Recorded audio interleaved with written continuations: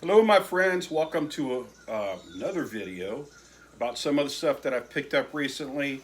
And I want to talk about two uniforms in particular, and then cover some other things. But if I was going to give this video a title, it would be the tale of two uniforms. Now, this first uniform is something that I covered in my last video and the last short that I uploaded. But I wanted to go back to it and talk to you again about some of the stuff to look out for and some of the things that you should take note of when if you want to flip or collect military uniforms. And that is this slant pocket that I picked up online. Now, everybody should know if they're into military uniforms and something that they collect, something that they deal with, something that they might flip online. A good slant pocket from a Vietnam era up into the early 80s is going to cost you about $100 or more. That's about the average price. So if you find one, especially if it's an extra large size, which is almost unheard of, but if you can get it that big, and it's in really good condition like this one is. But when I purchased this one online, the dealer, the way he presented the uniform was that it was an authentic slant pocket Vietnam era uniform, and I could see that there was some funky patch on it, but because I didn't ask him, like, well, show me all the tags, and because I took him at his word, which was something that I shouldn't have done, I guess you could say I got screwed out of the uniform. Or when he sent me the uniform, I checked the tag and it said made in China. When I saw it online, I thought, well, this is just some kind of funky patch and somebody sewed on. And, it had staff sergeant rank on it. And I figured when I'd get it, I could just take this patch off and it'd have a nice slant pocket to add to my collection that actually fits me. Or if I wanted to resell it, I could sell it for a decent amount of money, $100 or more, because I only paid, I think, $30, somewhere around there. But little did I know when I got the uniform that it was a replica made in China, and I got burned.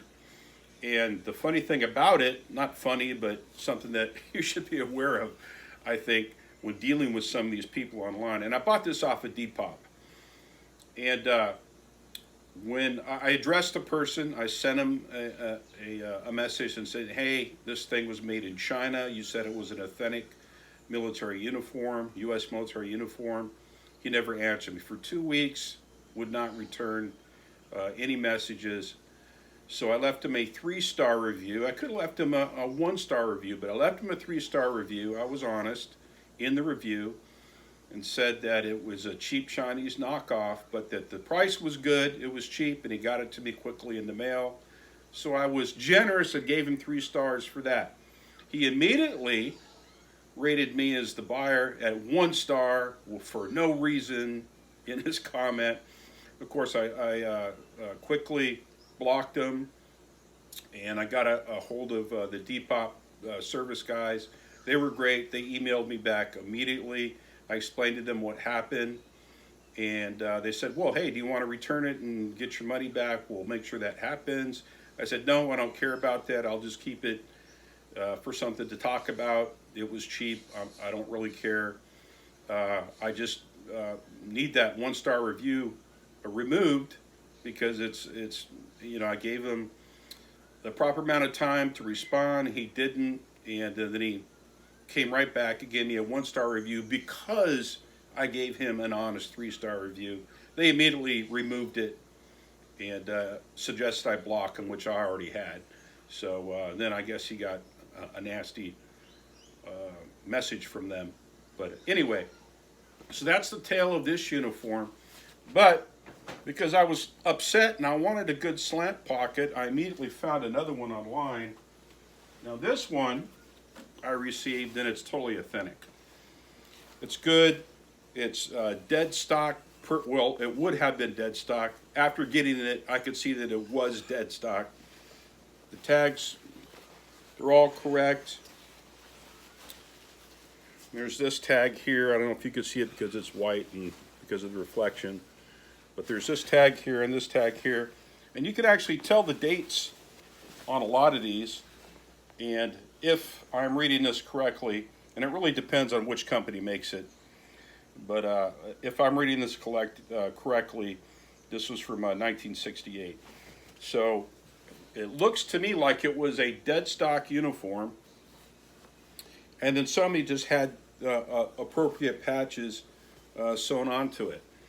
Okay, so I have a name. I have some Buck Sergeant stripes here on the collar, and I have some novice wings. And then the part about this uniform that's funky are the patches. I don't know what this person was thinking. Obviously, nobody would actually do this. I have no idea what this patch is. I've tried to look it up. I haven't found it yet. If somebody knows where this patch came from, they can comment down. Put something in the comment section. But this patch is correct. This is a 2nd Ranger scroll. This is a unit patch. And of course, 2nd Ranger Battalion is located in Fort Lewis, Washington. I was a part of the 2nd Ranger Battalion in the early 80s. So I don't know what they were thinking, whoever sewed this on here. Obviously, it wasn't somebody that's been in the military, because they have 2 unit patches. What should happen is I'm going to remove this one. Then I'm going to take the 2nd Ranger Battalion scroll and move it down, and then sew a Ranger tab above the scroll. So that would be the proper unit patch with the Ranger tab. Look, if he was in a 2nd Ranger Battalion and he was an E5, 99.9% of the time, he's already been to Ranger School and passed Ranger School, and there should be a Ranger tab above the Ranger scroll. What I'm probably going to do, just to make it, because this will be for my own collection, is get an authentic 2nd Ranger Battalion scroll from before the Grenada invasion, what we call the Grenada Raiders scroll, which the scroll was a little bit different back then. Back before Grenada, there was just the 1st Ranger Battalion, which is at Hunter Army Airfield outside of Savannah, and the 2nd Ranger Battalion at Fort Lewis, Washington.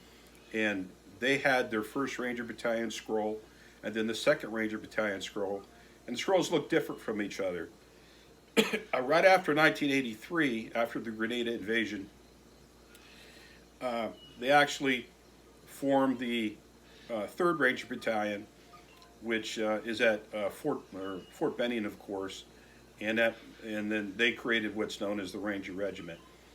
3 battalions, usually in an infantry unit. 3 battalions would be a regiment or brigade, kind of the same thing. But anyway, what I'll probably do, like I said, is get the old Grenada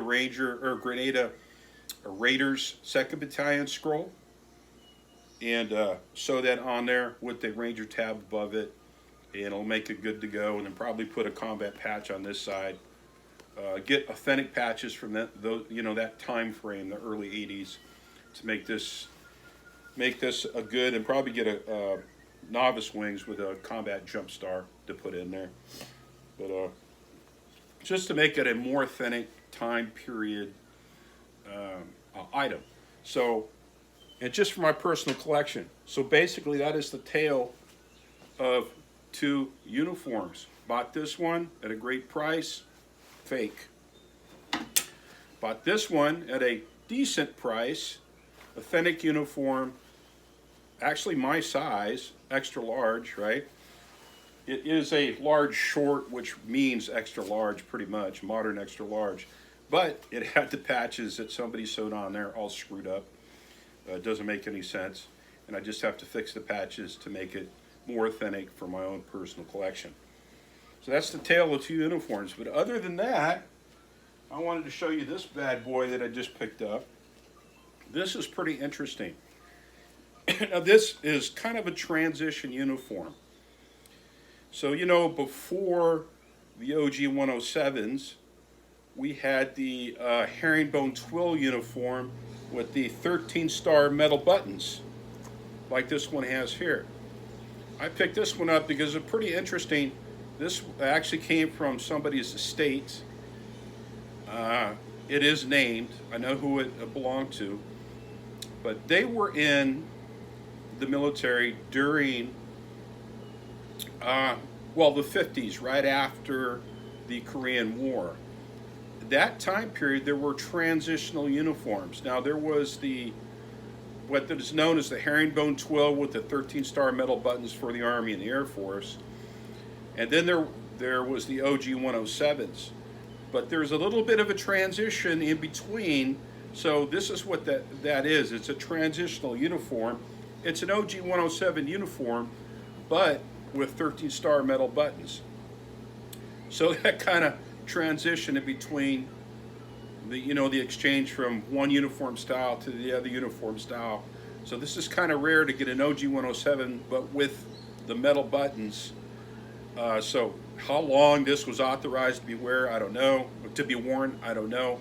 But another cool thing is the dealer that I bought this from has like 5 or 6 more pieces from this guy's estate, and they're going to sell me the rest of them in a package deal. So, including 3 pairs of pants with the 13-star metal buttons on them. So that's pretty cool. So I have those coming. Then another thing I just picked up, I got myself another Ike jacket. This is pretty cool. It was fairly cheap. I think I picked it up for like $30 off of Macari, and no damage to it whatsoever, no moth holes, no nothing. It has, of course, it's Army Air Corps or Air Force, and on the unit side has the 7th Air Force, and on the combat unit side has the 10th. I like the way these Air Force patches look. I think they're pretty neat, and it's just in great condition. So I picked it up, and for what I paid for it, $35, it's pretty cheap for what it is. And if I wanted to resell this, I could probably comfortably get about $100 or so.